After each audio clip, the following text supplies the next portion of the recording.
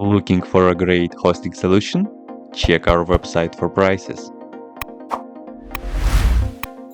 First, what you need to do is to update the packages on your server.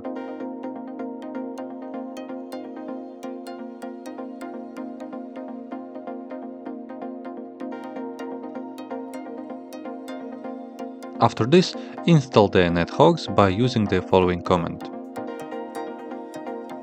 Using Nethogs, we can monitor the traffic and bandwidth of network interfaces. To monitor all traffic on the system, run the following command. This will bring up all traffic information for all network interfaces on the system. However, you can specify one in the following way. Use the following command and change the interface on what you need to monitor. The monitoring will be continuous, but we will be able to use the D option to add a refresh rate expression in seconds. In this way, every 5 seconds, the monitoring and refreshing of the data will be performed. Also, Nethogs has a trace route mode that will display packages one by one.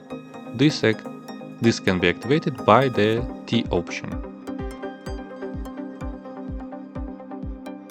That's it. If you have any questions, leave them in comments.